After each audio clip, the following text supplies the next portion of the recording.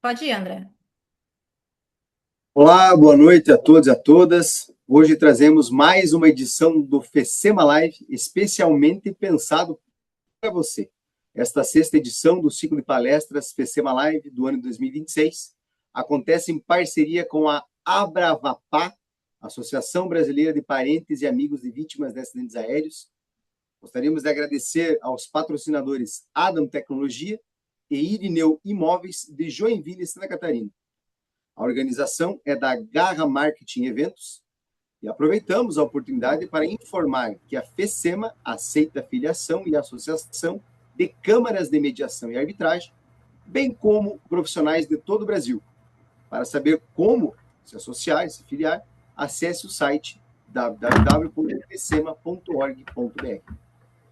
Em nome da FECEMA e de seus filiados e filiadas, damos as boas-vindas a todos e a todas. O meu nome é André Fossá, eu falo de Chapecó, Santa Catarina.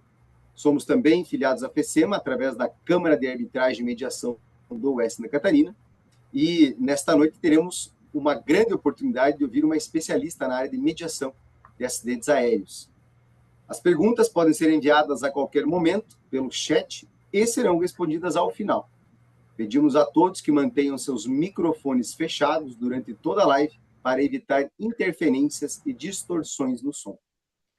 A convidada desta noite é Sandra Assali e irá abordar o seguinte tema: muito além da indenização, mediação, acolhimento e reparação às vítimas de acidentes aéreos.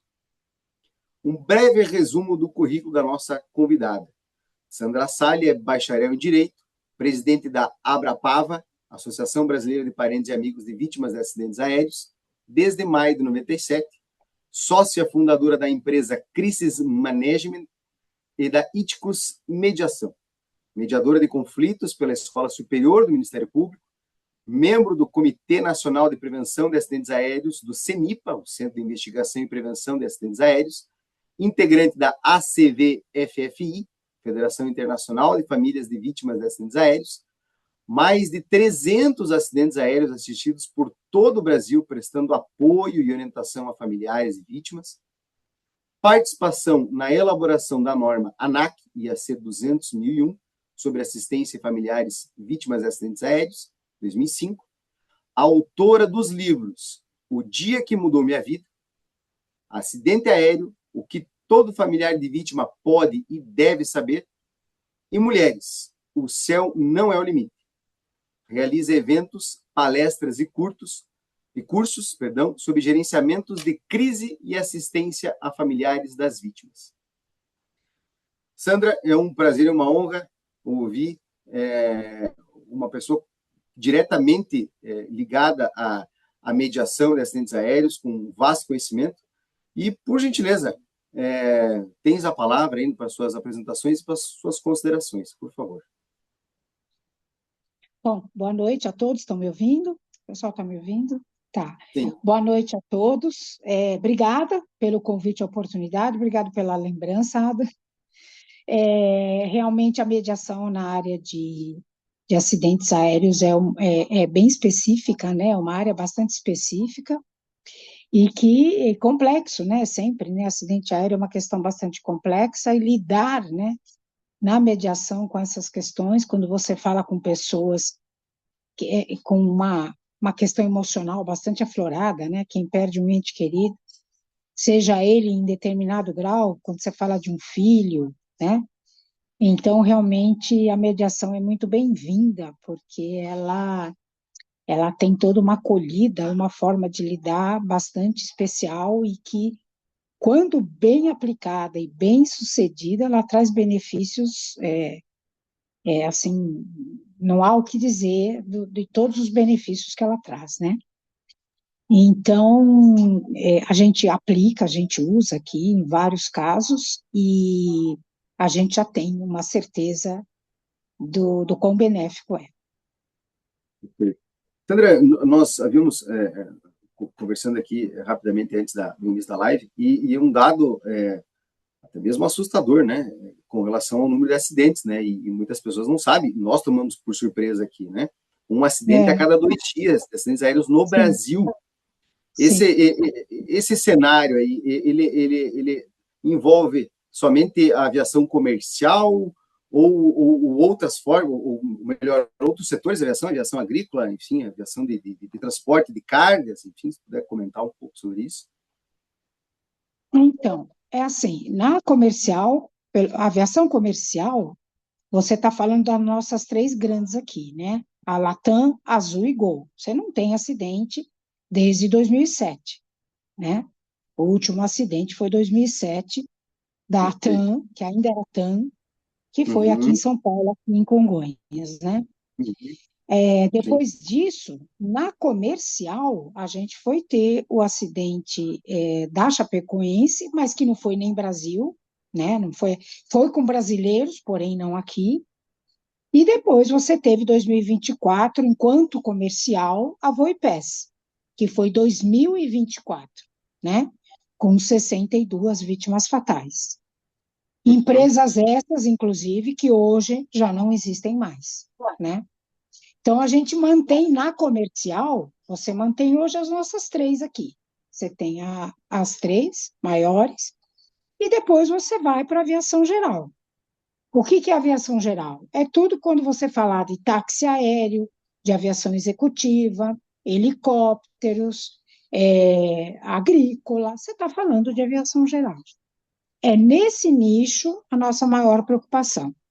A executiva, nem tanto, porque a aviação executiva, ela geralmente possui proprietários que são altos executivos, e eles são preocupados com a questão de manutenção e tudo mais.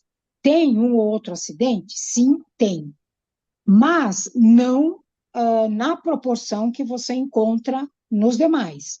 Táxi aéreo, helicóptero, é, é, aviação, inclusive, aviação de serviço público, né? Volta e meia você acaba sabendo de um acidente de helicóptero com um pessoal que estava indo fazer resgate em algum lugar. Então, isso acontece também.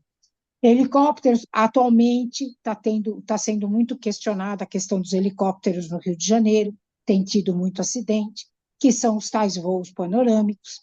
Você tem tido uma série ultimamente, este ano, de janeiro a agosto, agora, o último levantamento até o final de julho, já foram 55 vítimas fatais em acidentes de helicópteros no Rio de Janeiro. O 55. Brasil, o Brasil tem hoje, até agosto, 170 acidentes aéreos. Em 6 meses, 7 meses, nós tivemos 170 acidentes. Não é pouco, considerando que você sempre tem perdas aí, fora agrícola, que é só o piloto, você tem perdas aí, você está falando de 3, 4 vítimas por aeronave, quando você fala de táxi aéreo, enfim, né? Aquele helicóptero do Rio de Janeiro tinha 5 pessoas em um e tinha só o piloto no outro. Quer dizer, faleceram 5, mas já dá 6. Aí você vai fazendo essa conta, você tem muitas perdas, né? São muitas perdas. Considerando que é o meio de transporte mais seguro do mundo, né? Pois é, Pois é, né? pois é, e agora, com relação às vidas, né, e as perdas, né? E, Sandra, Sim, diante de uma perda que nenhuma quantia pode sim. desfazer, né? O que torna uma resposta verdadeiramente reparadora para essas famílias? Então, eu costumo falar que, para mim, mediação, ela começa muito antes da indenização. Eu sempre reforço isso. Porque é o seguinte, o familiar de vítima, assim que é confirmado o acidente e ele recebe a notícia confirmada, né, da perda do seu ente querido, ele precisa ser acolhido. Ele precisa ser acolhido, ele precisa ser ouvido, ele precisa de informação, ele quer ter a certeza. E você tem uma série de questões que a empresa já deve estar preparada, com certeza, para a eventualidade de uma situação como essa e saber como lidar com esse familiar. Isso já é uma mediação, porque a Uhum, família Primeiro que ela tem que ser o CEO da empresa. A Abrapava faz congressos cada 2 anos, e eu trago, já é o terceiro congresso, a gente fez o terceiro agora em março, eu trago todos os assuntos possíveis da área, são 2 dias, são 20 painéis, eu trago todos os assuntos possíveis voltados à segurança de voo. Por quê? Porque o que a gente quer é que não aconteça, né? Então, Claro. como você fica acompanhando essas famílias e vendo os sofrimentos, e vê, principalmente, que os acidentes se repetem, todo mundo na aviação fala a mesma coisa, não tem acidente novo. Eles vão se repetindo, muitas vezes pelas mesmas razões. E aí, pelas mesmas causas. E o que acontece? Empresa, se prepare, porque se acontecer com você, você vai ter que lidar com esses familiares. A forma como essa conversa começa vai dizer todo o caminho. Familiar de vítima quer que o CEO seja o primeiro a conversar com as famílias. Isso já é unânime. Tanto se eu estou falando na comercial, tá? Em grandes acidentes, como também na empresa de táxi aéreo, que tinha lá 4 ou 5 passageiros. É o dono da empresa que tem que vir conversar com o familiar. Se ele não se sentir acolhido e respeitado, porque ele sempre diz assim: o meu ente querido escolheu a tua empresa para voar. Você é o responsável pela vida dele. Não delegue alguém para falar comigo. Tem que ser você que tem que olhar para mim e dizer: eu estou aqui, Muito importante. Isso é extremamente importante. lamento pela sua perda e nós vamos fazer o que for possível. Se não for o Uhum. CEO, já começa tudo errado. Tanto que nos nossos congressos, já é o terceiro, vem todos os CEOs. Por 3 vezes já vem CEO da Latam, CEO da Gol, CEO da Azul, e este ano ainda tivemos o CEO da Embraer no Próprias empresas congresso. já perceberam essa necessidade já do CEO E eles estar ouvem presente. isso, e eles fazem questão de estar presente, porque eles sabem da importância, então eles estão ali, abertos para ouvir, várias pessoas ali presentes, todo mundo falando com eles entendem essa importância, mas a gente quer muito que essa importância seja ecoada para qualquer tipo de transporte aéreo, qualquer empresa aérea, qualquer modelo. É importante, porque se não começar com esse acolhimento, com esse respeito, com essa escuta, vai já começar tudo errado. Porque esse momento é justo quando o familiar está no seu pior momento. Ele está chocado, ele está em profundo sofrimento, ele está indignado com a perda. E se fica aquela coisa, né? E se eu tivesse segurado ele aqui? E se eu tivesse dado fui eu que estimulei que ele deveria de ir para não perder esse Sim. evento? A Ninguém é pessoa se sente culpa, culpada. culpado. Nesse momento, é um nível de emoção que a quantidade de coisas que os familiares falam, tanto que quando eu chego, eu deixo falar. Você tem que deixar falar. Deixa falar, falam verdadeiramente. As pessoas nesse nível de emoção berram, gritam, deixa. Você tem que ouvir, você tem que acolher, tem que ouvir. Isso vai passar, são fases, né? Só que é justo nesse momento que ele quer olhar a cara do dono da empresa. Então, se ele não souber lidar com esse familiar, desse ponto em diante, nada mais conserta. Vai tudo errado. Perfeito, Você não me respeitou no momento que eu mais precisava de você. perfeito. E aí E você nesse, tem uma história que vai toda torta, né? Pode-se dizer assim. perfeito. E nesse momento me parece que é o primeiro momento de acolhimento, Sandra, além dessa questão do próprio CEO, de comparecer, há alguma, na tua experiência, algum evento que ocorra que pode, alguma ausência de informação, alguma postura defensiva da empresa, ou algum outro exemplo, que obviamente podem provocar um novo sofrimento do familiar, né? Que, enfim, nesse momento, Então, obviamente, estava lá. nesse primeiro momento, na aviação comercial, você tem no Brasil uma norma, que é a IAC 200.001, que você até leu aí. Sim. A Abrapava que conquistou essa norma. O que acontece? Essa norma existe na Europa, nos Estados Unidos, com outra denominação, e no Brasil ela começou em 2005.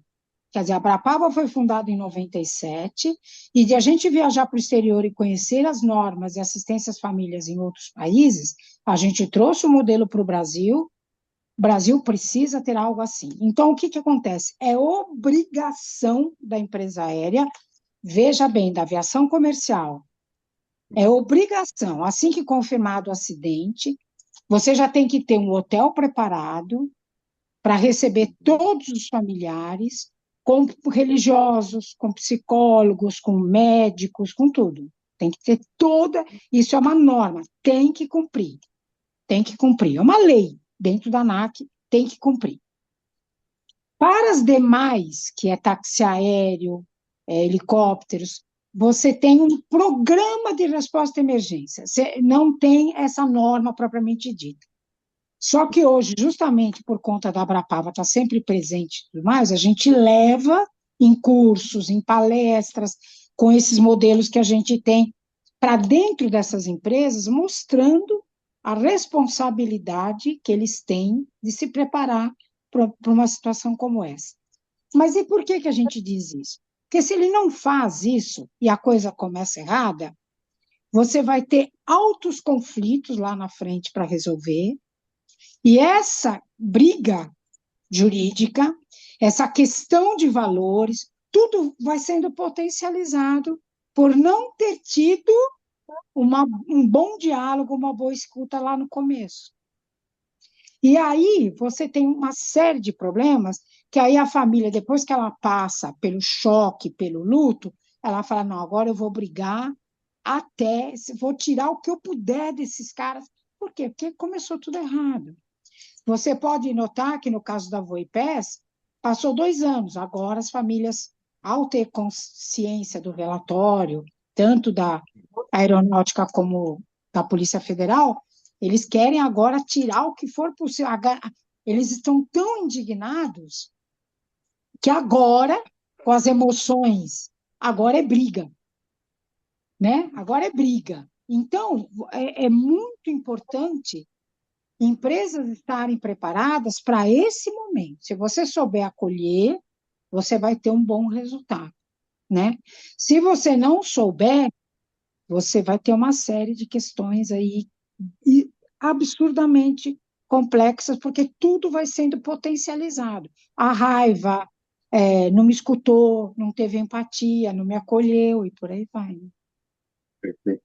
Tem uma questão, Sandra, que parece, a princípio, bastante importante nesse momento do acolhimento, que enfim, quando aconteceu o acidente, que é enfim, o primeiro contato, tomada a notícia, né, da família, já há aí já a presença de advogados, e como é que os advogados lidam nesse momento de acolhimento com relação à família, enfim, se encaminhando talvez para mediação.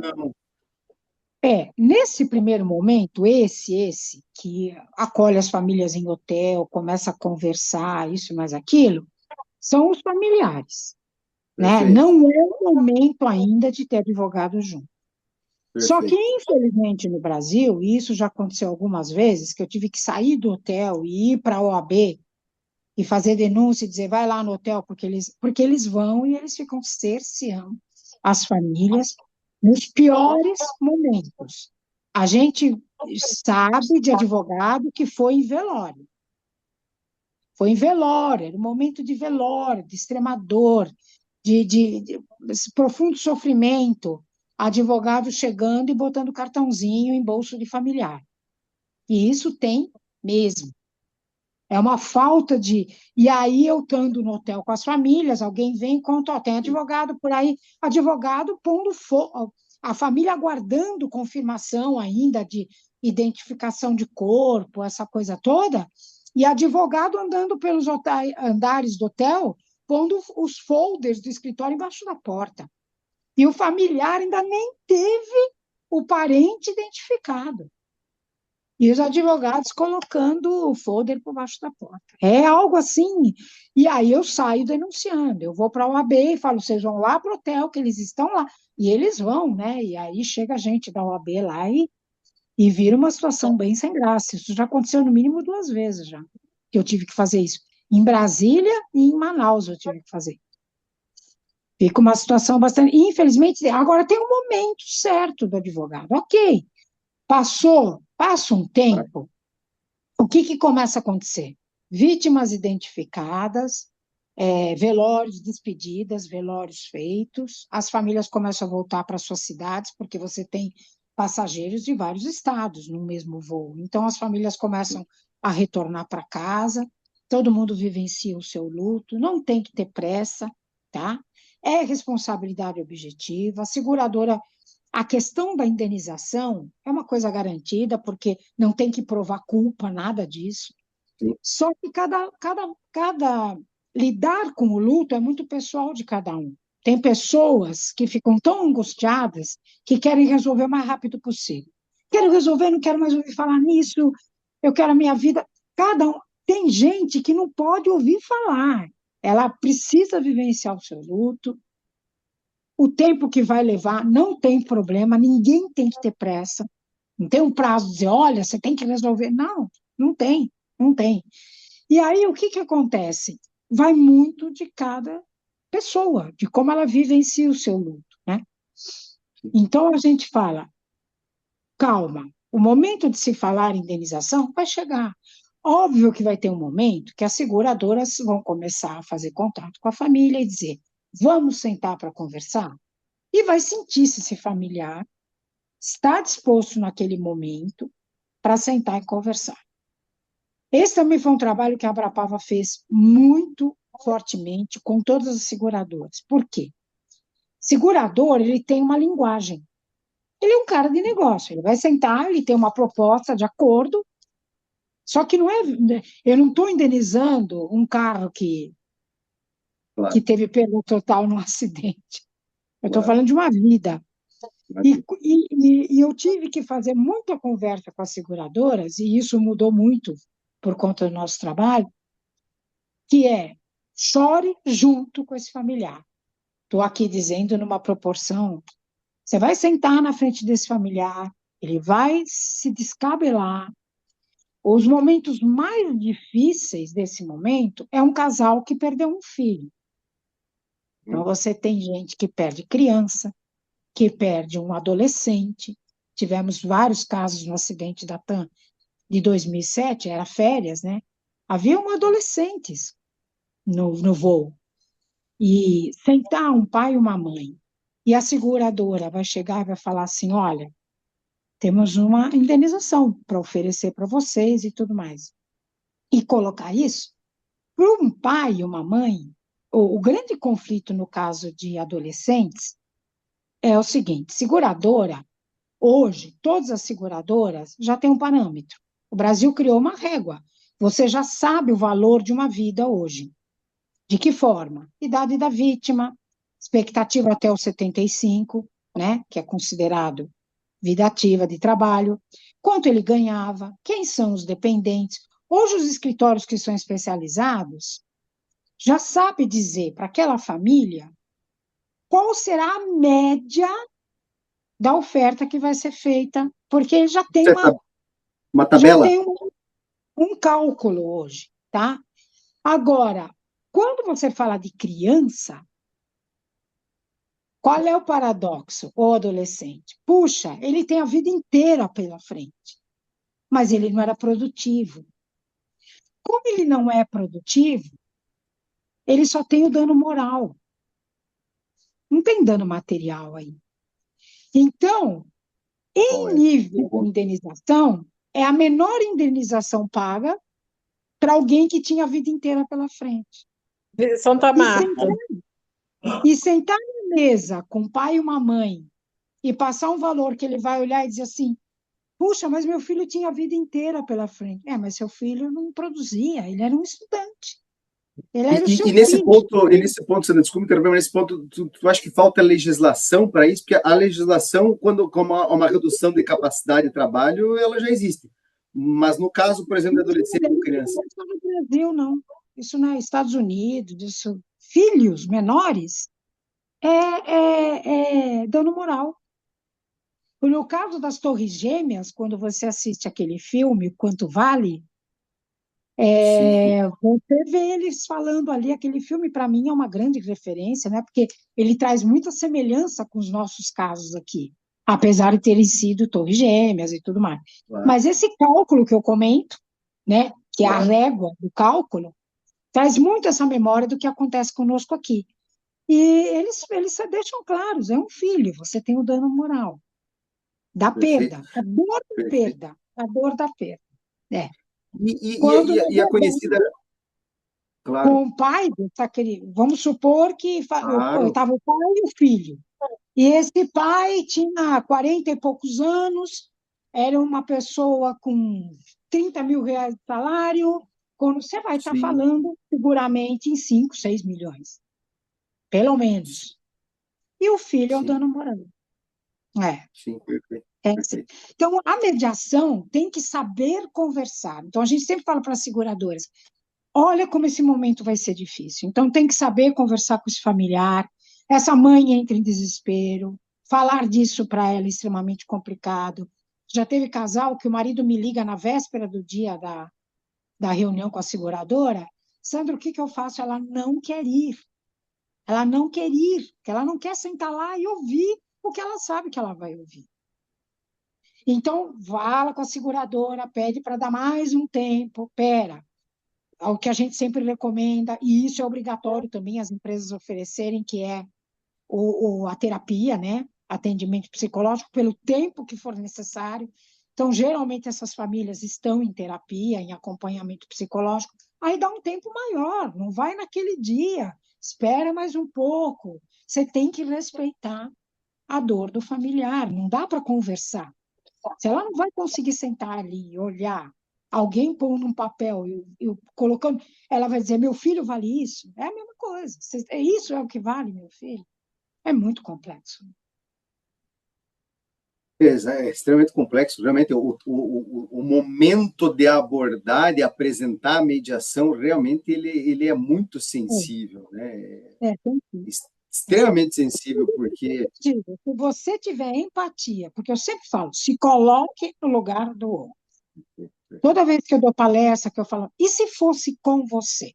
Como você gostaria de ser tratado?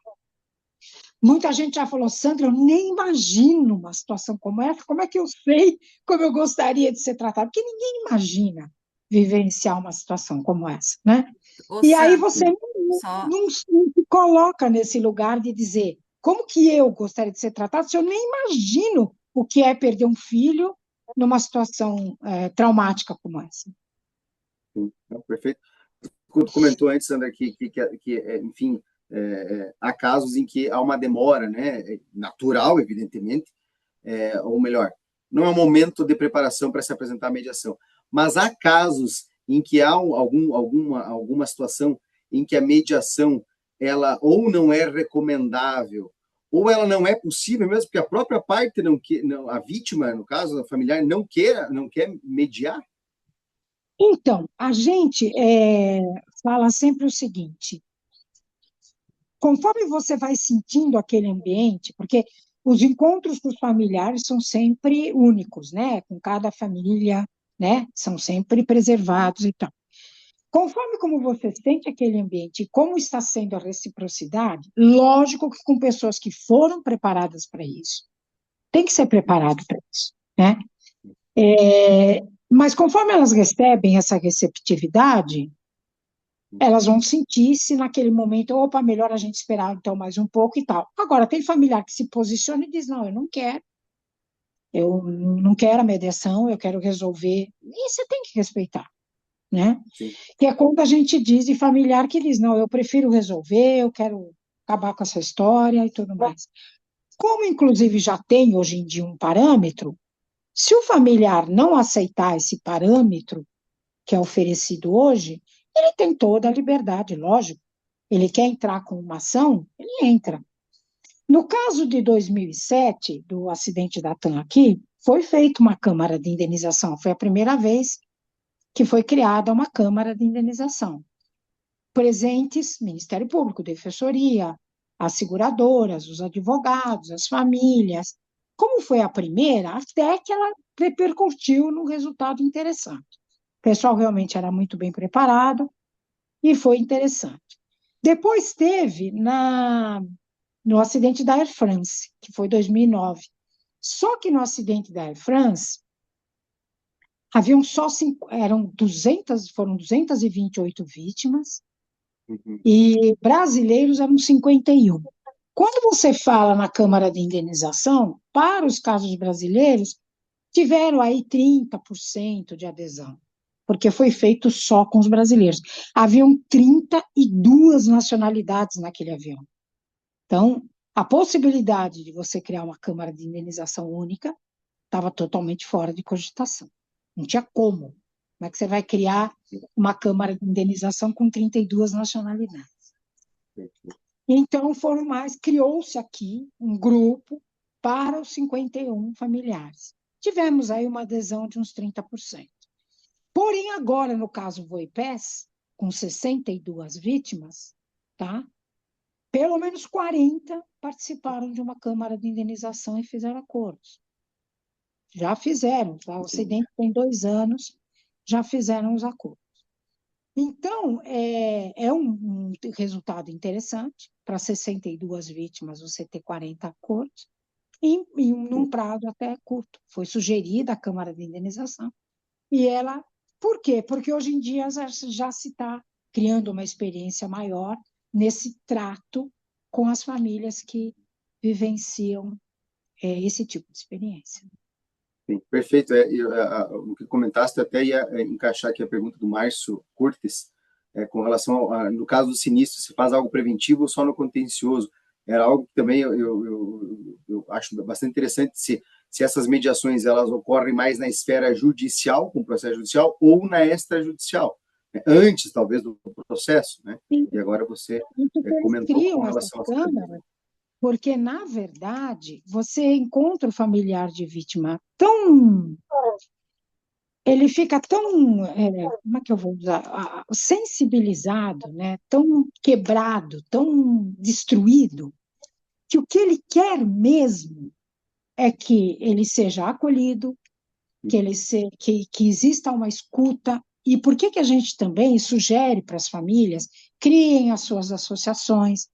Porque as associações, quando eles criam, eles ficam unidos.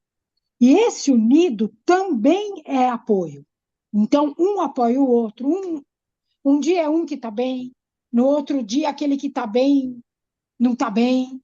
E eles juntos, né, começam a vivenciar os problemas um do outro.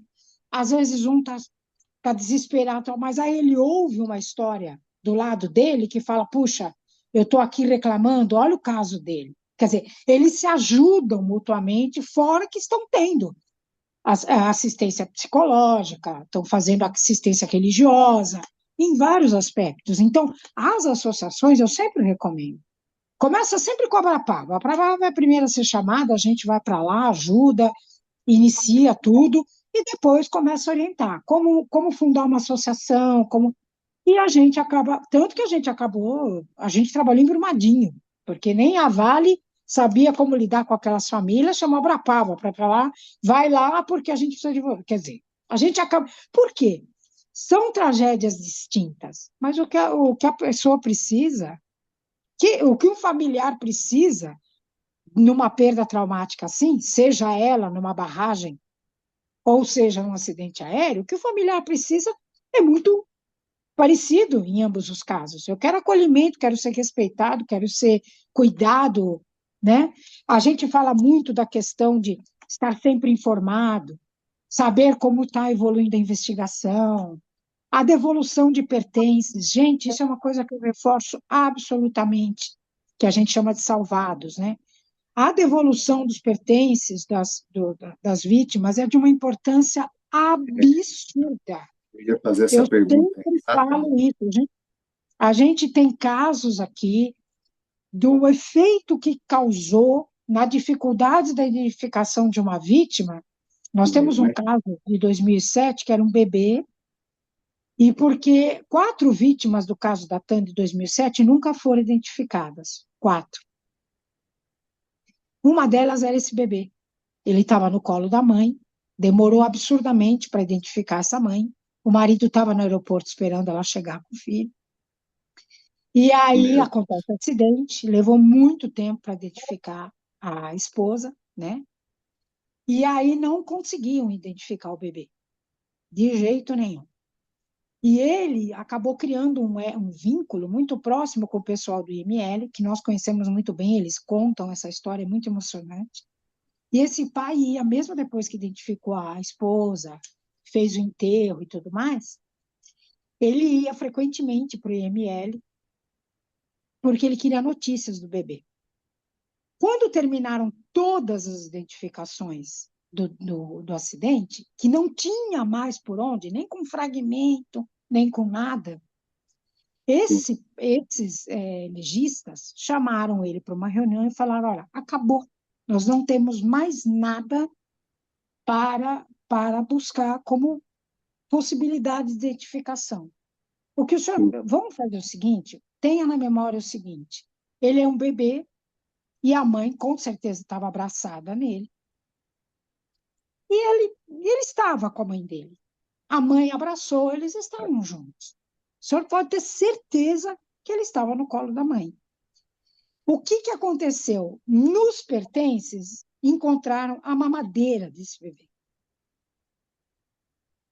No meio daquela coisa toda, desse avião explodir, de você ter 4 vítimas que nunca foram identificadas, uma mamadeira ficou lá no meio das coisas. E aí, o que foi feito? Fizeram a cerimônia fúnebre com a mamadeira. Então, foi o momento deste pai, como etapa de luto, que isso é extremamente necessário. Você tem etapas no luto. Eu não vi, por que eu vou, né? Então, a mamadeira foi a forma da despedida e fechar. Ele estava no voo. Claro, Acharam a claro. mamadeira, ele estava no voo. Então, fecha, né? Você fecha essa etapa da despedida. E isso foi também com comissária de voo, que não foi identificada, localizaram o necessaire dela, e aí enterraram o necessaire. Você tem situações que são necessárias para dizer, não, então hoje eu sei que minha filha estava no voo.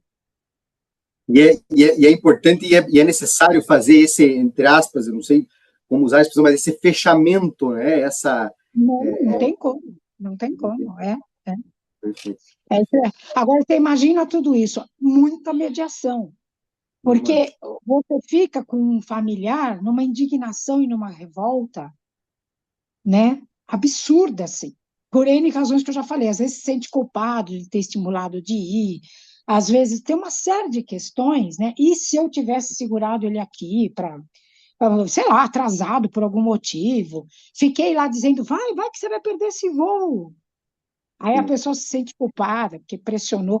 Tem uma série de questões. Então, sentar com alguém para você trazer essa conversa e dizer tá na hora de passar para uma próxima etapa, nossa, precisa ser extremamente bem preparado, absurdamente. E no geral, as empresas, elas prestam esse apoio psicológico, tem essa sensibilidade, o encaminhamento aos profissionais, enfim, psicologia. Tem.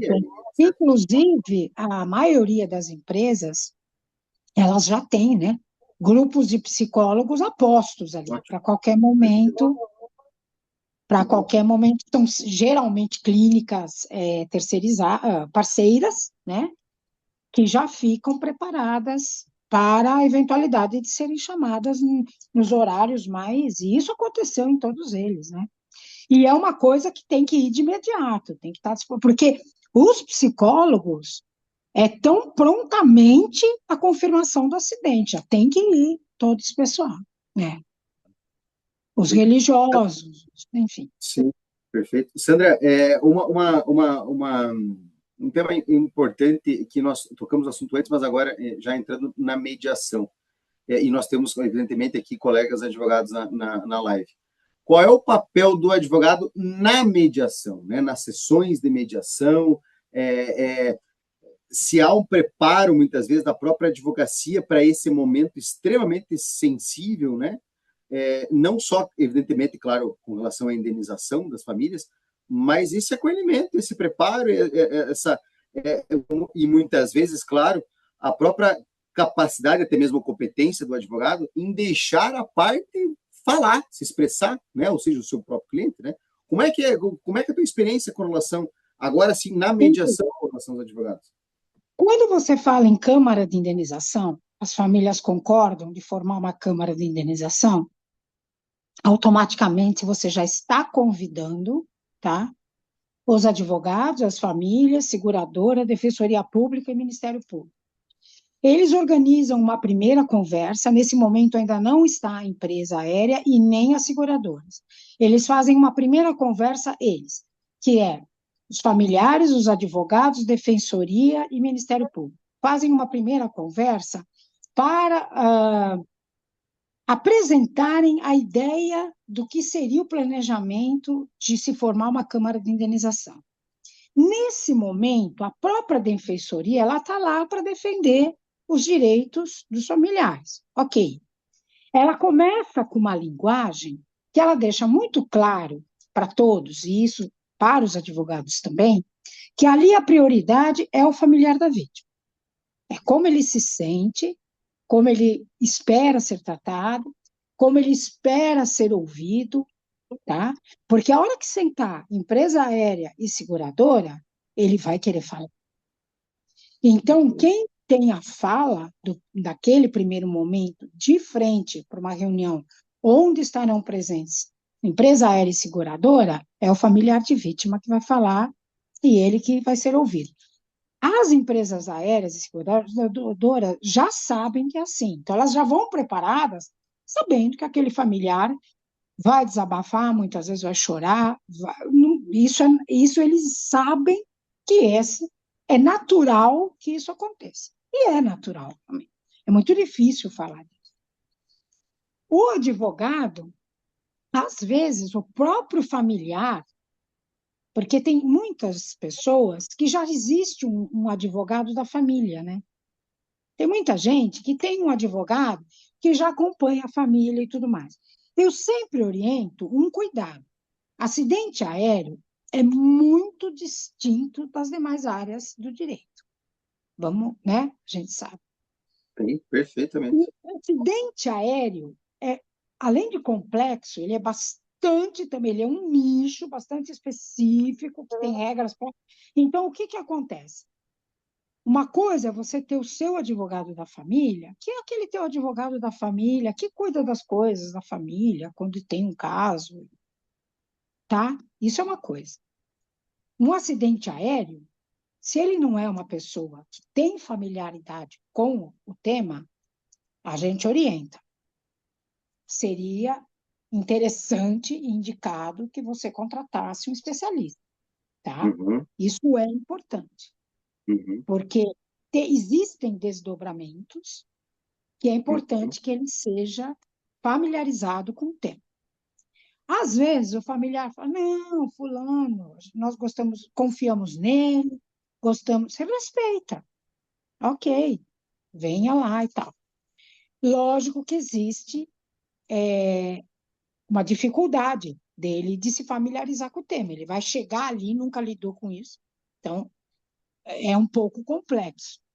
Mas vários advogados estão ali, eles começam a conversar, trocar experiências um com o outro, um ajuda o outro, porque os advogados estão ali representando aquelas famílias, mas a causa é aquela, é uma câmara de indenização, eles trocam experiências entre si, e aí eles acabam, porque tudo é muito conduzido, né? Tem as etapas que já estão, olha, a partir desse momento vai acontecer tal coisa, vocês vão preparar um dossiê, nós vamos enviar uma série de perguntas, vocês vão preparar um dossiê do seu familiar, a gente vai mandar, para que a gente realmente faça uma ideia dos parâmetros, e depois começam a haver várias reuniões com essas famílias. Aí elas vêm com os advogados juntos. Mas como já existe uma, um programa, existe todas umas etapas ali já, que completamos a primeira etapa, agora vamos para a segunda. Os advogados mesmo acabam sendo orientados, né? Isso quando tem câmara de indenização. Por isso que ela facilita, por isso que os familiares são sempre, têm uma escuta mais acolhida, tal. Quando são casos onde não tem câmara de indenização, que é cada familiar com o seu advogado, para ir lá, realmente, se o advogado não for experiente, ele vai ter um pouco de dificuldade para tomar ciência de tudo aquilo. Ele tem que sair correndo e estudar aí, porque realmente acidente aéreo não é uma coisa fácil e exige conhecimento, né? Mas a gente também ajuda. Entre eles, assim, eles costumam, a causa é aquela, mesmo que não tenha uma câmara de indenização, os advogados conversam entre si, eles criam reuniões e fazem reuniões online para trocar ideia. Quer dizer, acabam se ajudando, né? Mesmo que ele não seja alguém tão experiente. Enfim, nessa abordagem e dentro da mediação, Sandra, quais as medidas não econômicas podem ter valor para as famílias nesse aspecto da mediação? Além, propriamente, da indenização propriamente dita, porque a responsabilidade objetiva ela vai acontecer. Mas quais as medidas não econômicas têm valor e até mesmo têm impacto mesmo para a solução daquele... Solução entre aspas, né? Mas, enfim, para aquele caso concreto. Olha, na verdade, assim, o caso, quando ele acontece, você traz as pessoas à mesa, né, para conversar, e você vai sentindo aquela questão assim, quem está mais reativo, você tem alguém mais reativo, e você tem alguém que diz, não, eu quero tentar resolver. Né? Eu sou absolutamente a favor da mediação. Quem sou para falar, porque eu estou todo esse tempo, então, realmente, para mim, ela traz um benefício, assim, absurdo, para mim. Eu entendo, e de mediações que a gente já participou e que a gente viu resultados positivos, né? Porque o que acontece? Vamos sentar e vamos conversar. Ah, então, pera um pouquinho. Então, eu sugiro tal solução. Você dá o tempo da pessoa pensar, aí volta. Você vai sentindo, porque é aquela coisa que a gente falou, cede um aqui, cede outro ali. A gente percebe que as seguradoras, elas também querem resolver. Quando elas sentam na mesa, elas sentam com uma primeira ideia. Ela começa a conversar. Se o familiar diz, tá bom assim, quero resolver, bom, a seguradora, mas ela está ali com uma brecha de conversa, com certeza, ela está. Ela também quer resolver. Ela tem um cliente que quer resolver isso. Por quê? Porque o cliente está preocupado com a imagem dele, ele está preocupado com a continuidade do seu negócio, é aquela coisa. Imagem, a gente leva séculos para construir. Mas você põe por terra em 5 minutos. Às vezes, conforme o que acontece, em 5 minutos acaba tudo que você construiu. Então, o cliente quer resolver. E hoje eles já são cientes de que, para resolver, existem etapas. Então, as seguradoras, elas vêm com, com um espaço ali de conversa que dá para a gente conversar mais. Né? Eu sou absolutamente a favor. Toda vez que familiares me chamam, chegam para mim e falam assim, Sandra, o que você acha? Eu falo, gente, tentem criar uma conversa, todos vocês, de forma aberta, de forma sincera. Tudo que for diálogo só vai trazer benefício em todas as circunstâncias que vocês encontrarem a partir de agora. Né? Então, o diálogo, a escuta, vai levando para um caminho. Agora, já aconteceu. A gente vê que tem pessoas absolutamente reativas, não quero saber, pessoas que têm toda uma postura de rancor, de dor, de sofrimento, e ela não cede, ela é dura, ela cria um impacto. Tem também. Né? Aí você faz o que está ao seu alcance, e a gente tem casos. Não, eu vou para a justiça, porque eu vou até onde eu... Tá bom, tem gente que está há 10 anos aí, quer dizer, até porque, como hoje o Brasil já tem parâmetros, você já tem uma jurisprudência. Então, esse familiar, ele começa a querer ir longe, longe, ele não, porque os juízes falam, mas, meu amigo, está aqui, ó, o parâmetro é esse, está aqui na jurisprudência. Mas você tem que respeitar, ele quer fazer isso, faça, né? Você não, você respeita e tudo bem, né? Perfeito. Tem uma colocação aqui, uma pergunta do Márcio Cortes, me parece que já foi talvez tocado no assunto, mas acho que nós podemos aprofundar. Para esses casos de segurança e contingência, existem protocolos pré-definidos ou determinados pelos operadores da aviação? Acho que a Sandra citou uma norma aí, inclusive promovida pela associação Sim, nessa a norma de regulação. assistência, a A norma de norma de assistência às assistência. famílias. Isso. Perfeito, perfeito. É, é, nós temos alguns comentários no chat aqui, depois ao final nós vamos colocar. E a última, novamente o Márcio, você como operadora do direito, que se especializou nas áreas de sinistros aéreos, é procurado, usa sua experiência para exercer seus serviços especializados?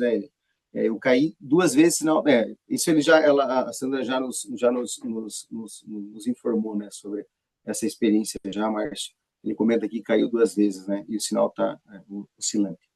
Sandra, com relação ao esse ano aqui, dia 28 de novembro, se não me engano, eu logo confirmo, completa 10 anos do acidente da Chapecoense. Sim. Tu pode nos contar, enfim, aquilo que você pode, claro, né, sobre como é que foi enfim, esse acolhimento, essa mediação, como é que foi esse procedimento da Chapecoense? Que Então, foi vamos altamente lá. impactante, né? Sim, totalmente. E foi muito interessante, quer dizer, triste, né? Lógico, mas ele foi de madrugada, né? Desculpa, dia Na verdade. 29 de novembro, 10 anos. Isso. Foi de madrugada esse acidente. Madrugada. Então, eu acordo de manhã, meu telefone tocando, não era nem 6 horas da manhã. Telefone tocando, tocando, tocando, e na hora que eu atendi era a Globo, e a Globo fala para mim, Sandra, caiu o avião da Chapecoense. Eu falei, o quê? Acordei, né? Tomei um susto, tá? Falei, você já está sabendo? Eu falei, não, você está me contando agora. Pronto, para quê? Né? Liguei a TV, não se falava já em outra coisa e tal. E aí, automaticamente, comecei a me informar, procurar saber, né? Aí soube, estava o time, estavam todos aqueles jornalistas, né?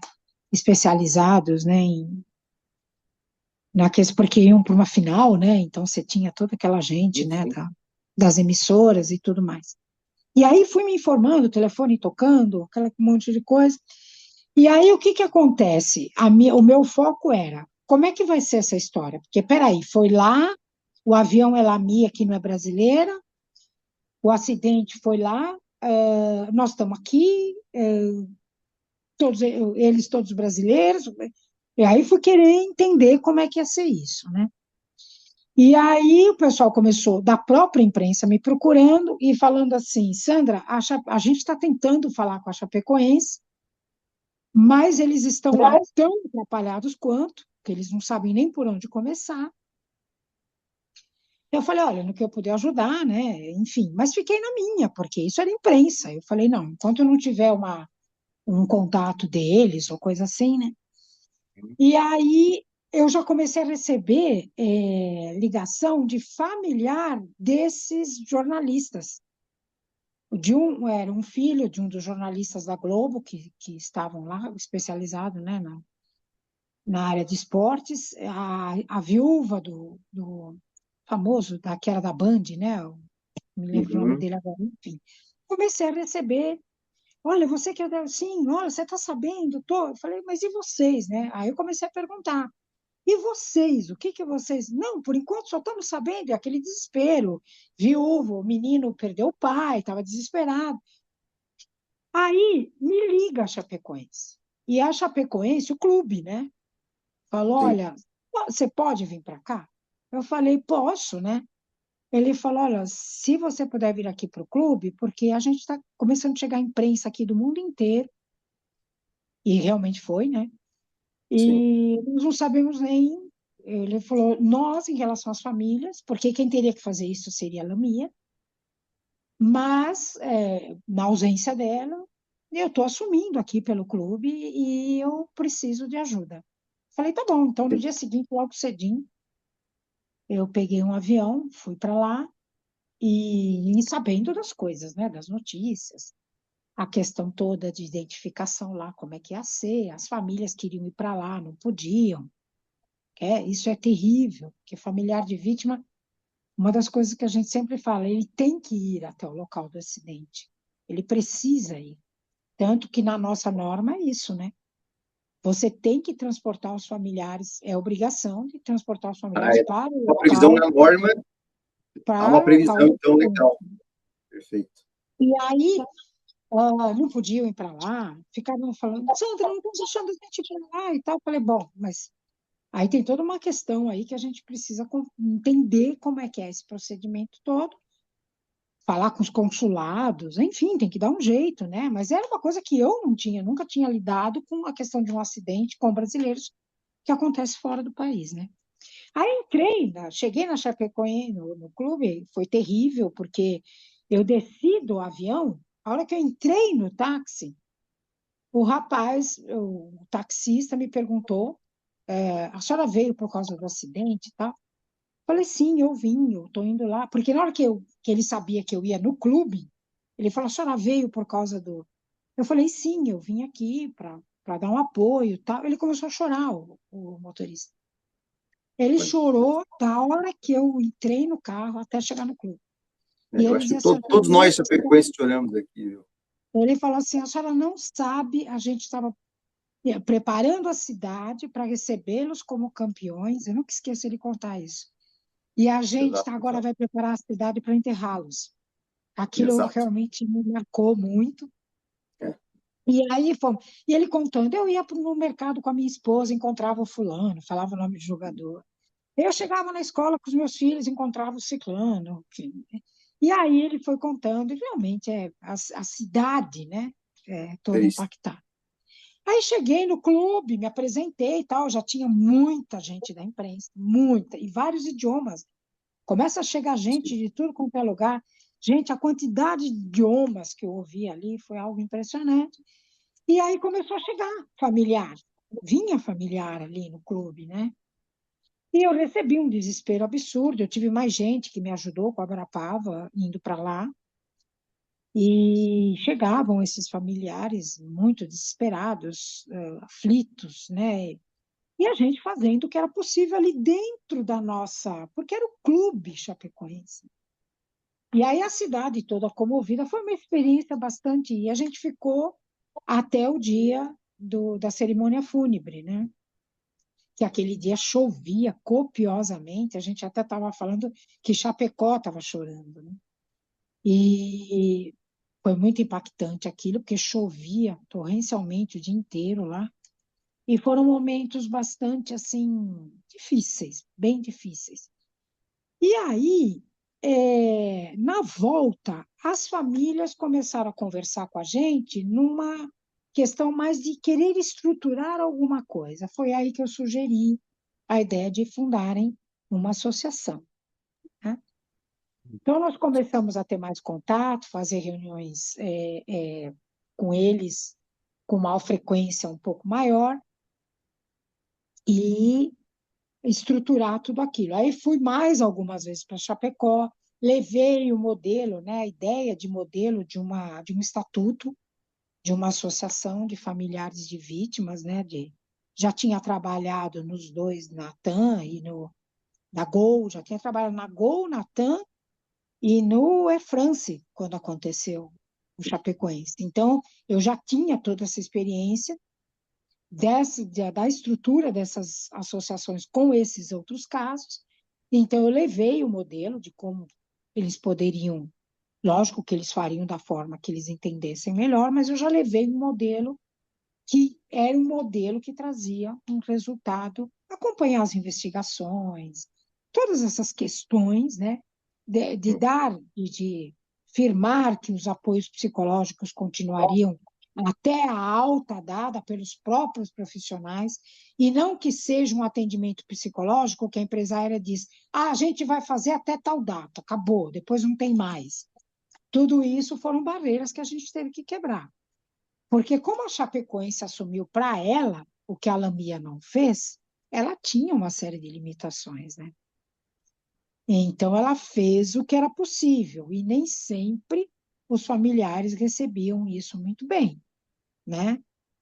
Mas não é quem tinha que estar respondendo não estava lá, né? Então, foi bastante complexo, foi difícil chegar num consenso, né? E depois vieram as dificuldades com as questões das indenizações, né? Porque aí, o seguro, porque não é o seguro, esse seguro não era seguro, tinha transferido para outro, ainda não estava feito, e começaram todas as questões aí das dificuldades do. Os jogadores tinham um seguro, né? Tinham seguros eles enquanto jogadores. Agora, quando você fala na questão de todos aqueles profissionais de imprensa e tudo mais, foram as próprias empresas, a Band cuidou daquela viúva, a Globo cuidou dos filhos, e por aí vai, né? Mas a indenização do acidente em si, esse ainda não tem solução. Você não tem solução ainda, né? É. Certo. Bem, já atingimos uma hora aqui já de conversa extremamente produtiva, né? Muito conhecimento. Até para prestigiar aqui, vamos ler os recados aqui, as perguntas, pelo menos as do chat aqui já foram. Nós já vamos abrir para as perguntas. A Daniele faz a seguinte colocação. Boa noite a todos, me chamo Daniele, sou aqui do oeste de Santa Catarina, São Domingos, Santa Catarina, próximo aqui de Xanxerê. Já atuei e gosto muito da mediação, por isso me inscrevi, pois o evento e o assunto, por complexo e delicado, me chamou a atenção. Agradecemos aí a Daniele pela sua participação. O Márcio Curtis aqui também, estou chocado com os dados. Nós também, viu, Márcio? Nós também, nós não tínhamos a mínima ideia aí de todo esse universo, porque realmente é um universo, né? Nós temos mais uma colocação aqui bastante interessante. Só não aparece aqui o nome, ó. Com esses dados percentuais das empresas aéreas que a doutora Sandra nos traz, ao que parece, as pessoas estão despertando para a grandeza da mediação e a conciliação. Realmente, isso é espetacular. Olha, e tem mais uma colocação aqui, também no cliente Nova Bassana, onde está? Acho que não aparece aqui a mensagem por inteiro. Boa noite a todos. Minha ex-diretora estaria nesse voo. Se puder, a Karen Tobias mencionar qual voo. Minha ex-diretora estaria nesse voo. Antes de viajar, me pediu para demitir um colega nesse dia. Não senti de dispensar o colega sozinho e liguei para que ela viesse na empresa. Foi isso que ela fez perder o voo, olha aí. Né? Olha aí, aquilo que a Sandra comentava, né? Antes, né? E aí, se ele tivesse ido para o voo, como é que ficaria o sentimento, né? O Walter, muito bom o tema e as colocações da palestrante. Estou impressionado como não temos conhecimento do que temos direito e não usamos e de que forma clara está nos colocando a palestrante. Realmente, Walter, eu perguntei aqui 2 vezes para por conta da advocacia também, porque, e aí é uma opinião minha também, particularmente, a advocacia ainda é muito, eu sou advogado, é muito despreparada com relação à mediação, à conciliação, e nós, como advogados, nós precisamos fazer a nossa meia-culpa. Né? Que mais aqui? 20 jornalistas morreram no acidente aéreo da Chapecoense, entre eles Rafael Renzel, sobreviveu, né, e posteriormente veio ao falecimento. Escreveu um livro também. Se formou em jornalismo um semestre antes que eu, mas faleceu pouco tempo depois, exato. Né? E a Kátia aqui, quero agradecer, pois o assunto é de extrema importância, parabéns pela escolha do tema, deveria ter mais informações nas próximas para nos orientar, assunto tão delicado, gratidão a todos. Né? Perfeito. Antes de nós passarmos aqui a palavra para a Sandra, para nós encaminharmos para o encerramento, já 8h10, temos mais alguma pergunta, pessoal? Fiquem bem à vontade, se quiserem abrir o microfone para as colocações, ou quiserem colocar no chat aqui, por gentileza, fiquem bem à vontade. Né? André, tem uma pergunta bem legal aqui que eu acho que você não viu, do Igor. Qual o papel do advogado na negociação do Não, valor nós da vimos. dívida perdida? Não, eu fiz a pergunta quando entramos na mediação aqui e a Sandra nos colocou aqui o papel do advogado, né? Inclusive lá no início, isso é um tema bem interessante, lá no início, quando ela comentou com relação ao acolhimento, né? E também, posteriormente, foi feita assim a pergunta. Sandra, por gentileza, nós gostaríamos, claro, de lhe ouvir mais, porque certamente temos muito mais a aprender e ouvir contigo. Mas se você puder, por gentileza, nos fazer um fechamento aí dessa importância da mediação e do acolhimento nos acidentes aéreos, como é que o mediador deve se portar também com relação a isso, seria extremamente importante. Olha, eu costumo sempre falar que em situações complexas, assim, e desses momentos, né, como esses casos, né, o familiar de vítima, na verdade, eu digo assim que as pessoas, em momentos críticos, assim, talvez até elas se esqueçam o que foi dito, porque elas estão num momento crítico, as emoções afloradas, e de repente você fala, fala, ela pode até esquecer. Por isso que eu digo que essa é a condução que vai levar para você saber que você está fazendo a coisa certa. E isso, inclusive, na mediação, por conta da escuta ativa, do acolhimento. Então, a gente fala assim: ela pode até esquecer no momento crítico o que foi dito, mas ela nunca vai se esquecer de como ela foi tratada. Como ela foi tratada está muito, muito acima do que foi dito para ela. Porque como estou sendo tratada, eu estou sendo respeitada, eu estou sendo validada pela minha perda, né? E às vezes você fala, fala, fala, mas você fala. Às vezes a maneira como você fala, a pessoa às vezes até recebe, ele falou por falar. Você não viu como ele estava quando falou? Ele falou ali, ele falou. Quer dizer, a maneira como a pessoa é tratada, ela nunca esquece. Então, isso é uma das coisas que a gente sempre fala, né?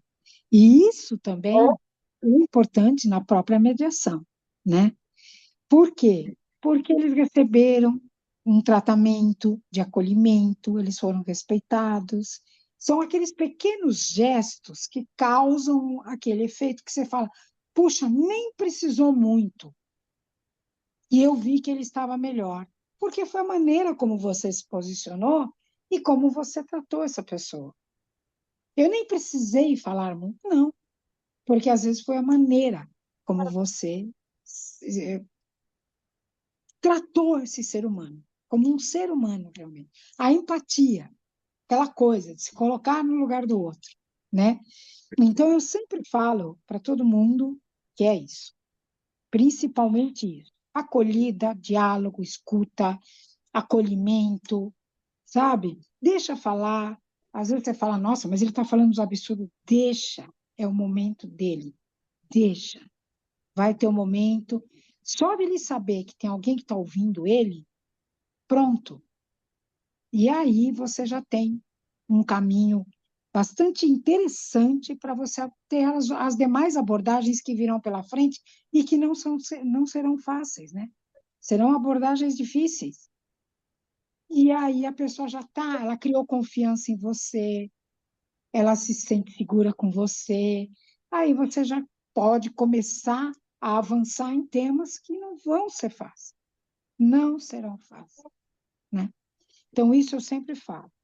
Agora, antes que a gente termine, vou dar a dica para vocês de como saber se a aeronave que vocês vão embarcar está segura. Se vocês quiserem essa informação, vou passar Perfeito. para vocês. O Walter Olha, pediu a palavra aqui, mas antes nós vamos ouvir a Sandra, porque isso é fundamental. Fique à olha só, vontade. na aviação comercial, vocês não têm que se preocupar. Quando a gente fala da Latam, Azul e Gol, são empresas que voam para o exterior. Hoje todas elas fazem voos para o exterior. São empresas extremamente sérias. Você ouve todo dia falar, tal dia, despressurização, porque a turbulência machucou, porque você tem uma série de questões. O avião teve bird strike, que a gente chama, né, que a turbina suga as aves, e aí você às vezes até complica uma turbina por conta de aves que são sugadas, aí tem que pousar o avião. Tá, a gente tem eles, mas são extremamente sérios, cumprem rigorosamente todos os critérios e exigências de todos os critérios possíveis e imagináveis. Quando você sai da aviação comercial, e aí você vai precisar voar, eu vou precisar fazer um voo para Belo Horizonte, não tô, vou contratar um táxi aéreo. O que você faz antes de embarcar? Vai levar um minuto. Você vai entrar no site da ANAC. anac.gov.br, tá? Quando abre aquele site, de cara, vocês vão encontrar uma informação assim, já de cara ali no painel. Vocês vão encontrar assim um- uma chavezinha escrito RAB, todo em letra maiúscula, que é Registro Aeronáutico Brasileiro, tá? Esse RAB, ele vai trazer o histórico daquela aeronave. Então, prefixo de aeronave, você só consegue saber no aeroporto. Quando você compra uma passagem aérea ou contrata, você vai ter o número do voo, mas você não vai ter o prefixo da aeronave. Aqueles que vocês estão acostumados a ver. PS, VW, né? As letrinhas lá. Isso você só consegue ver antes de embarcar, porque é aquela aeronave que está ali na pista. Você chega no aeroporto, olha, você vai embarcar naquele avião ali, naquele táxi aéreo ali. Aí você olha, é uma aeronave de porte menor ou um helicóptero, às vezes, você vai embarcar num helicóptero. Ele tem um prefixo. E a chave qual é? São duas letrinhas, um tracinho e mais três letras. Geralmente é assim. PTWSC. Só que existe esse tracinho, esse hífen. O que vocês fazem no RAB? Vocês colocam esse prefixo sem o tracinho. Não entra esse tracinho. Fica direto, fica PTWSC, juntos. E vocês dão um Enter. A hora que você fizer isso, abre o histórico daquela aeronave. A aeronave que você vai embarcar. E aí vem os dados de manutenção, vem os dados de que aeronave que é, quem é o dono da aeronave, vem tudo ali. Se você vê algum dado que não está em conformidade, por exemplo, uma data ali vencida, que é o dia que você vai embarcar, vamos supor hoje, 14 de agosto, 13 de agosto, hoje, né? 13 de agosto de 2026. Você abre lá e aparece assim, o vencimento de alguma informação ali. 10 de janeiro de 2026. Você não embarca. Tem algo ali que não foi atualizado, há uma manutenção que não tá na validade. Você procura e vai ver a informação que está ali. E o vencimento. A outra coisa que você tem que prestar muita atenção é que hoje em dia você tem o problema do TACA. O TACA na aviação é um termo que é usado para transporte aéreo clandestino. O que é isso? O cara é dono daquela aeronave, só ele pode usar aquela aeronave, mas como ele não usa ela 24 horas por dia, ele aluga, ele vende voos para transporte de passageiros. E ele não pode fazer isso. Aquilo é proibido. Então, se ele vende e acontece um acidente, o seguro não vai pagar e não vai ter indenização para aquela família. Esse é o transporte aéreo, é uma febre no Brasil. TACA no Brasil é um câncer. Tamanho nível da quantidade de gente que tem avião no Brasil e que vende voos quando a aeronave é só para uso dele. Para vocês terem uma ideia, o acidente do Boechat, vocês lembram do Boechat, o jornalista brasileiro que morreu, ok? O Boechat foi dar uma palestra aqui no interior de São Paulo para um laboratório farmacêutico. O laboratório farmacêutico liga para o campo de Marte para contratar uma aeronave para transportar o Boechat da TV Bandeirantes para o local da palestra e depois trazer de volta. Aquele helicóptero era daquele dono. Ele não podia vender aquele voo. Ele transportou o Boechat e, na volta, o acidente aconteceu. O dono da aeronave era o piloto, morreu junto, e as famílias de ambos os lados não tiveram indenização, porque o seguro não pagou.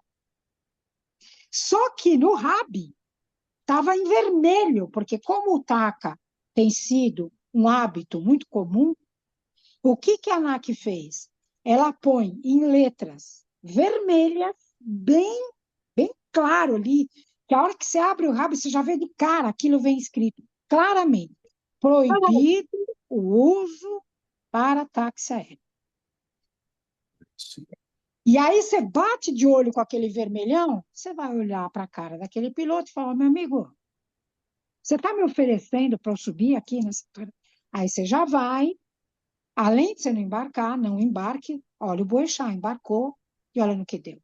Você não embarca e você automaticamente pode entrar no site da ANAC e já denunciar a empresa.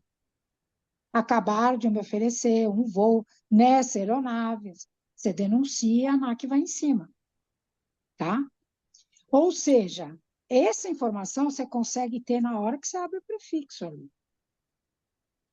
E tem tido muitos carros. Os dois helicópteros do acidente do Rio de Janeiro, agora recente, os dois que bateram, os dois estavam com transporte aéreo clandestino. Qualquer um deles só tinha o piloto, o outro tinha 5. Inclusive o tal do cantor americano, um rapaz com 25 anos, indenizações altíssimas. Não vão ver a cor, porque o dono da aeronave, o dono, o tal do seu Francisco, não sei das quantas, vendeu aquele transporte naquele dia e a seguradora já disse que não vai pagar. E aí todas aquelas indenizações, muito provavelmente, terão que sair dos bens desse seu Francisco, né? Vão ter que buscar essas indenizações de alguma forma. Então, isso vem claro lá. Não pode ser utilizado para serviço de táxi aéreo. E em vermelho, para chamar bastante atenção. Então, essa é uma dica que eu dou para vocês, tá?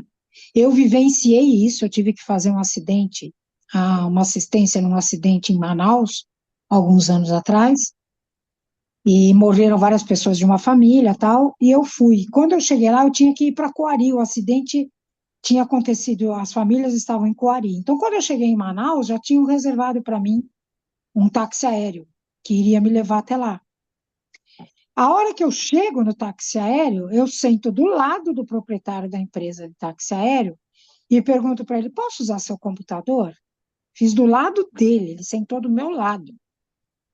Eu falei: qual é a aeronave que nós vamos? Ele me apontou e me mostrou qual era. Eu vi o prefixo, sentei do lado dele, abri o rabo e joguei lá.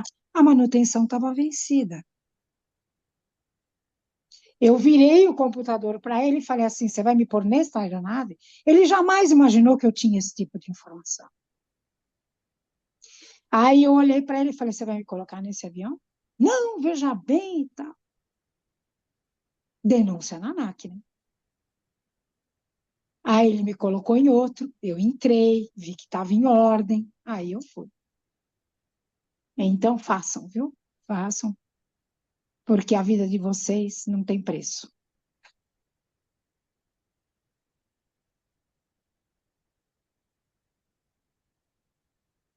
Não estou te ouvindo, André.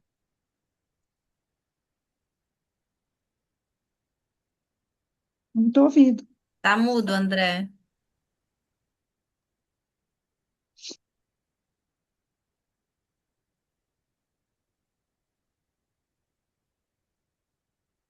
Ainda não.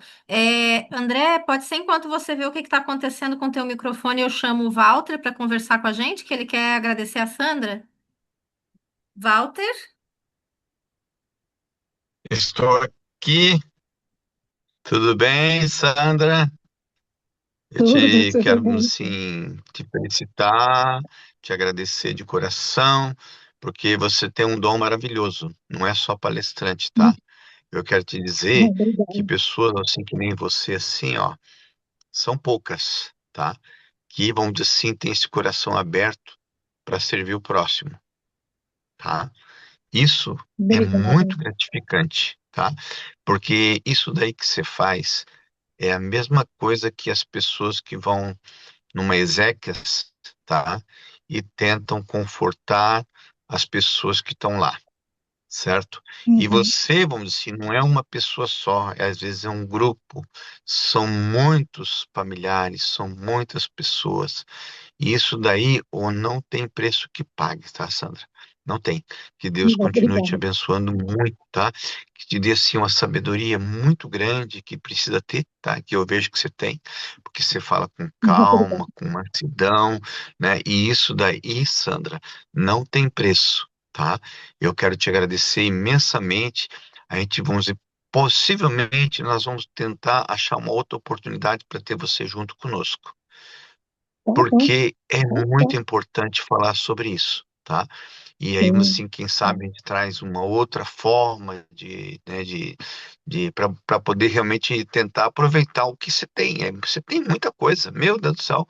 E tem é muita história, gratificante te ouvir, tem muito muita gratificante, história. tá? É, muita história. E então, em nome da FECEMA, depois o pessoal vai fazer os finalmente aí, mas eu, assim, como participante aqui também, que eu fui o participante, eu quis ouvir você. E eu fiquei impressionado, porque não tinha conhecimento, não sabia das coisas.